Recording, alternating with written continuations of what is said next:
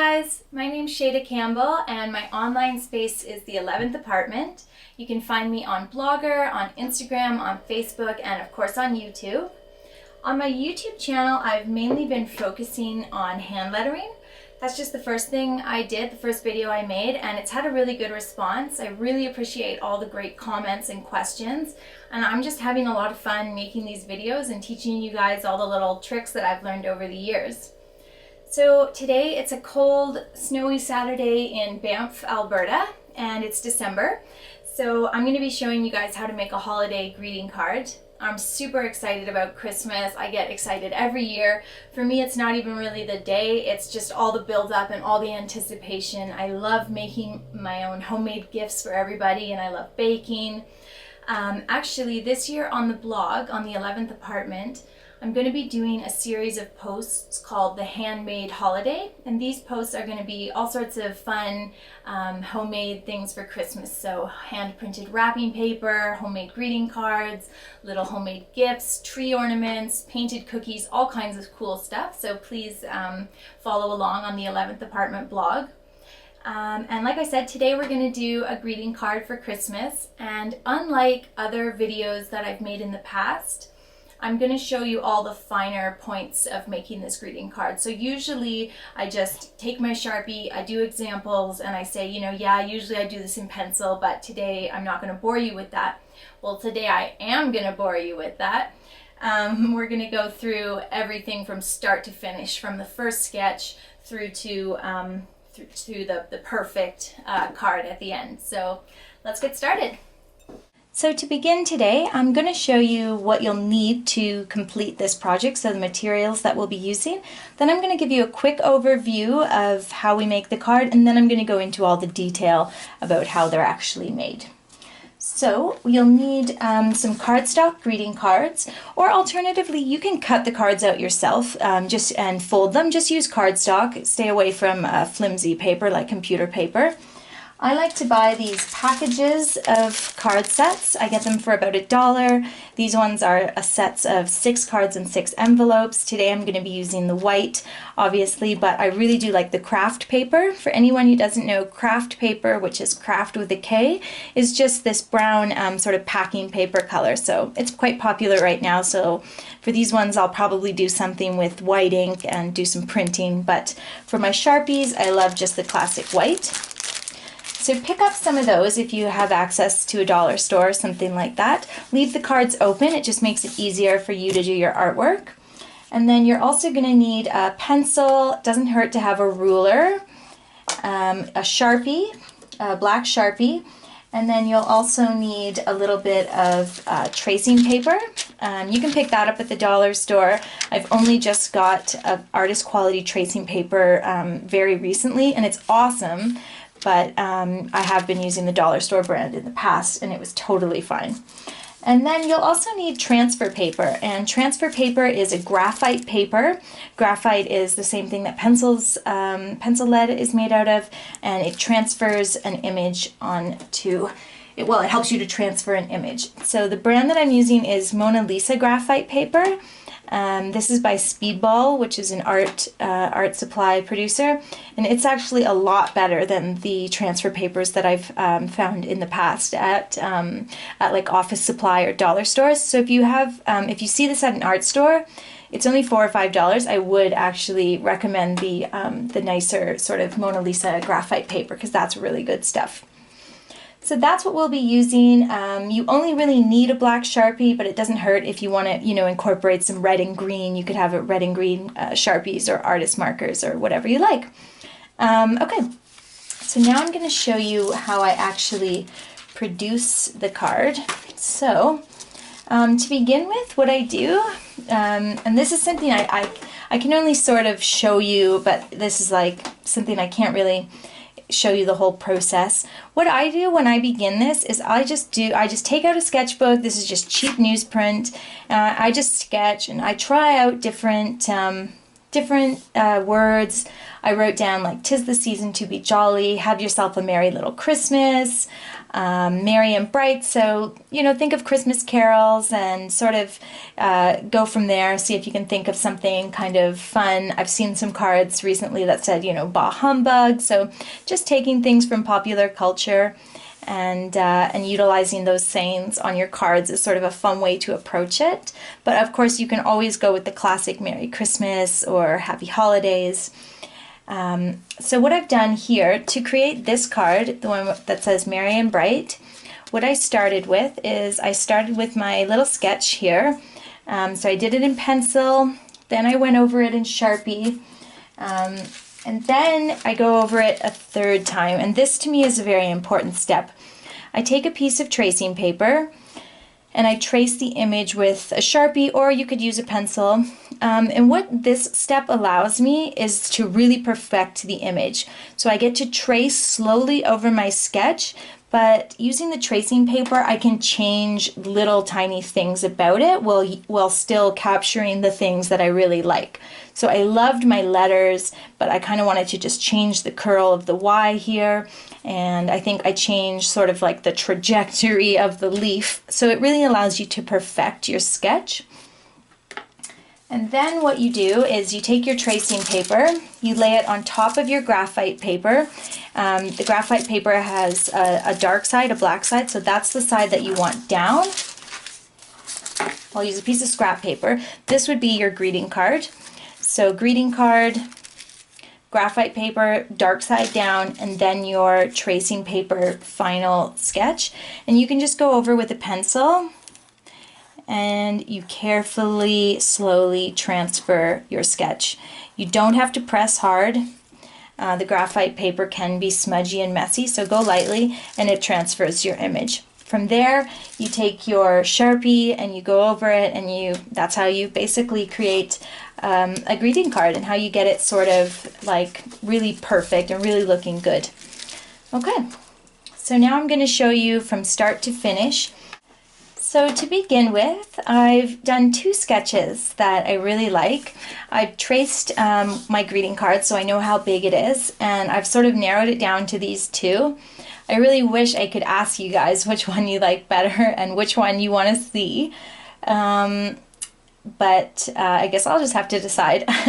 The reason that I've done I don't even know how to say it, but Joyeux Noël, I wish I spoke French, but I don't.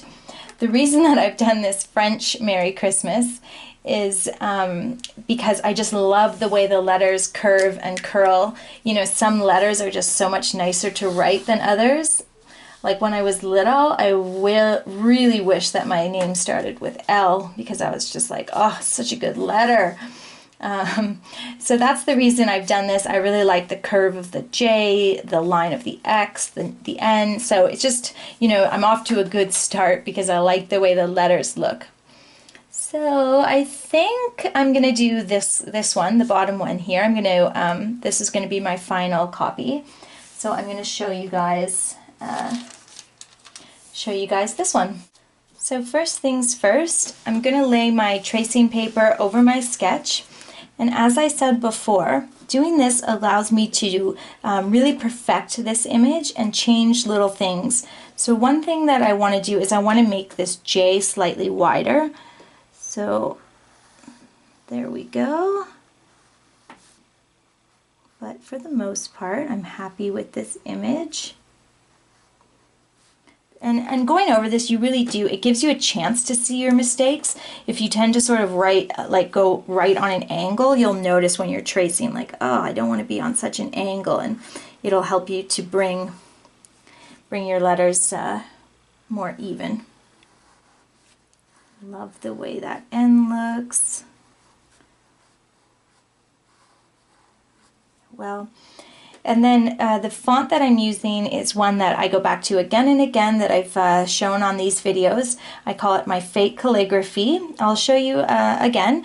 So fake calligraphy is a combination of thick and, you know, you're just basically thickening your letters on the downstroke. So for the J, we go up and down.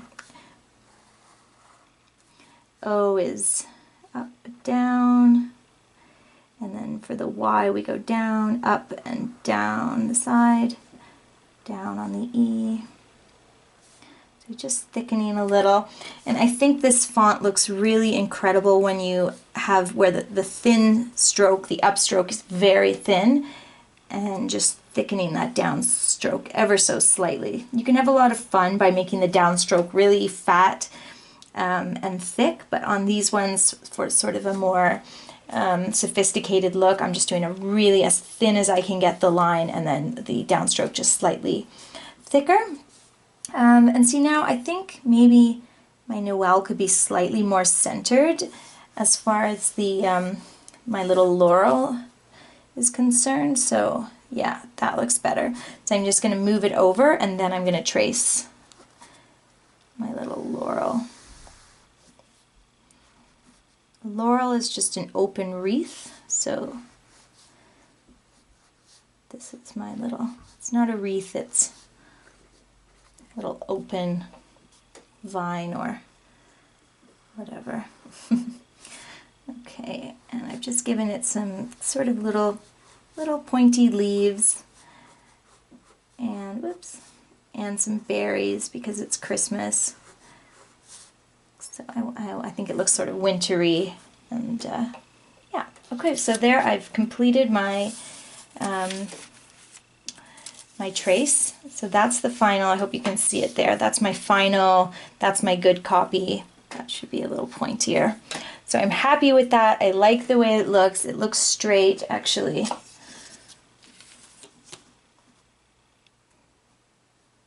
Yeah, some of my letters are still going up a bit, so I may just bring them down. So there we go. So I'm going to change that a little bit, but not a big deal.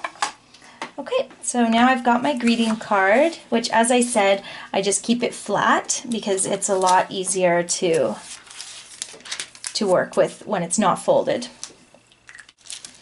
I place my graphite paper here, my image on top.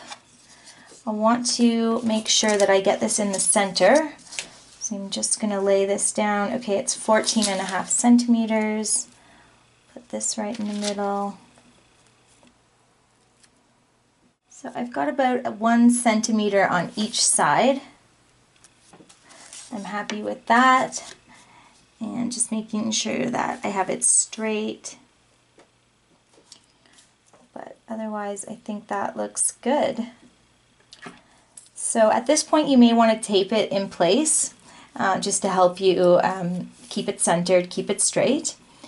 And then you just go over your design with a pencil, very lightly. You don't need to press very hard, or you will get probably a little too much of that graphite paper transfer, and it can be a little smudgy and a little bit dirty, so just go carefully and fairly lightly. Okay, so I've removed my transfer paper, and the image looks great. It's really going to help me to guide my Sharpie. What I'm going to do now is I'm going to go over the words in black Sharpie, and then I'm not going to do an outline on the vines. I'm going to do them in green and red the way I did on this one. So sometimes it looks nice to have everything with a black outline, and other times I just like to do true colors. So this is definitely the nerve-wracking part. The only thing I can say is if you mess up, don't freak out. I often make mistakes, little tiny mistakes that no one would ever notice. And my reaction, my gut feeling is always like, well, I better scrap the whole card, toss out the whole project. But actually, if you have a teeny tiny mistake, I say just keep going. No one's going to notice it. And sometimes it's easier and better practice just to push through and get the card done. But if you do make a big mistake, you know, it's just paper, just start over. Because, you know, the Sharpie, yeah, it's a little nerve-wracking once you're going with the permanent marker, but as you practice and you get more confident, you'll really trust yourself to get those lines straight. It's definitely a little nerve-wracking to do it on camera. So like I said, the fake calligraphy, you're thickening the downstroke. So we've got this nice thin print, or this thin writing. I'm just going to add a little bit of thickness on the downstroke.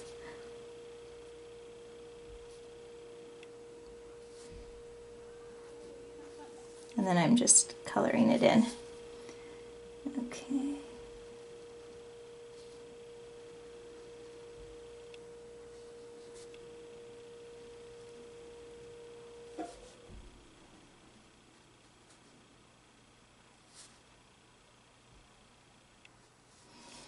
There we go.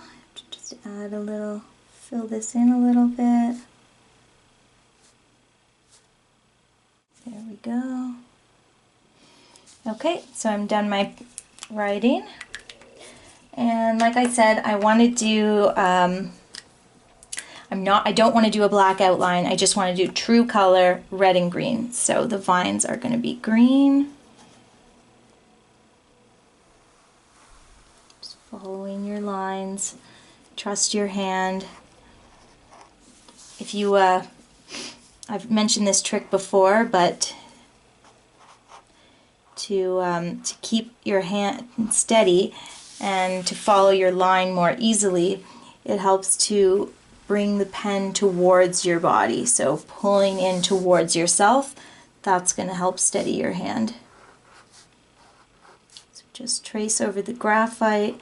Be careful of where your palm sits, because you can see I've smudged the graphite here a little, and I can erase it, but it doesn't erase as well as I wish it did. It doesn't erase as well as pencil, so just be aware of that, that it can be a little bit messy.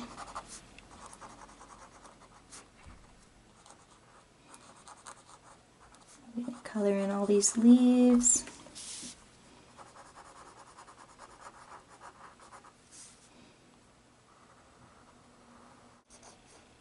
And I'm using a Sharpie to do all the coloring, but you could also use an artist marker. I like Primsacolor brush markers. The brush markers have usually a dual tip, and the larger tip is sort of shaped like a paintbrush, and the ink comes out of all sides. So I really like that. I also do like artist markers. The art markers are, they usually have a tip that's a little more square, and they're nice as well. And I usually just buy myself a few markers at a time. They can be quite expensive. Like an art marker might cost you $5, and that's just for one marker, one color. So what I'll do is I'll choose sort of a color scheme for a project. Say I'm making a birthday card, I'll do, okay, it's going to be lilac, pea green, and light pink.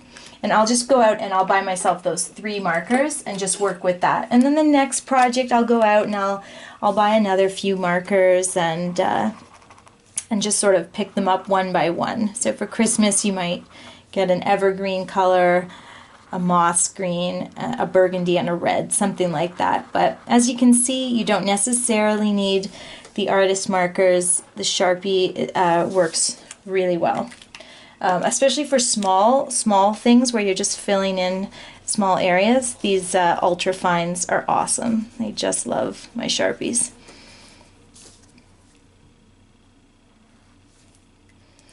Okay, so the last step would be to take a good white eraser, one that you know is not going to smudge, or some erasers just, they tend to leave their own sort of mark. So just a good quality white eraser will help you to erase that graphite, although like I said, I wish it erased a little better. Okay, so my camera just cut out as I was finishing the card, so I'm just going to sort of review the last things that I was talking about as my camera was not recording me. So the last thing I was talking about as well is I added a border on this, and I know that I've taught you guys this probably a million times already, but when you are adding a border, all you have to do is pull the pen towards yourself. So don't try to do it with a ruler. A ruler will just give you sort of ink spots and it can end up in a real mess. Just go you know, a ½ centimeter in from the side. Pull the pen towards your body because it helps you keep it steady. The point is not to have a completely straight line, but just to have a border. And rotate the page so that you're always pulling your marker towards yourself, and you'll have a really nice whimsical border. All you have to do is get those two to meet in the end. But that's it. So I added a border to my card using my evergreen marker, and I think it looks great. And that's the completed Christmas card. That's all there is to it. Write a little message on the inside, and you've got a homemade greeting card. I'll show you quickly a couple of the other ones that I made. This one, I love. This one I think maybe is my favorite. All I did is I created a border with evergreen sprigs. So sort of similar to the laurels and the wreaths that I was showing you in my accents video. You start small at the top and then get larger as you go down. And I did two colors to give it a bit of depth. I did the outline in my evergreen, and then I did a little fill-in with the moss green Sharpie, and you can use the ultra fine point Sharpie to create those. I also think it would be a really kind of a cool idea if you use just two of them. Do one going one way, very rough, and one going the other way. And then you could put like your happy holidays in there. So I think that would be really cool. You could even do like a little pine cone on each side or something. And then, to create this one was super simple because all I needed was my black Sharpie in terms of color, in terms of markers. And then I just got a little bit of gold cardstock, but you could use hot pink, you could use silver sparkly cardstock. Look in the scrapbooking section of your art store, and they usually have some cool markers or papers. And then all I did was I just took my one-hole punch, which you can get these at the dollar store for $1. And I just punched out a few pieces of confetti, and I glued them on with a little bit of craft glue. So you've got a really fun little festive card there. And finally, this guy here, I created with a black Sharpie, and then I did my color fill-in of the berries and the bow with a nice burgundy ultra fine point. And the green, the sort of aura of green that I created was done using chalk pastels. And chalk pastels are relatively cheap. You can get a whole set for like $10.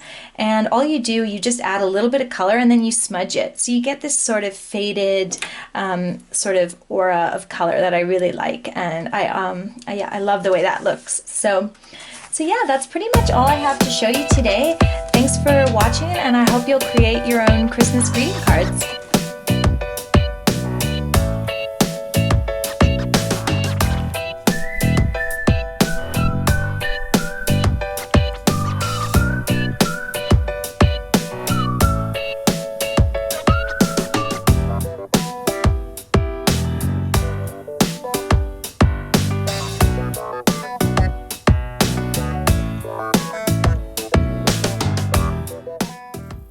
This month, please follow along on the 11th Apartment blog spot for lots of Christmas goodies. I'll see you there.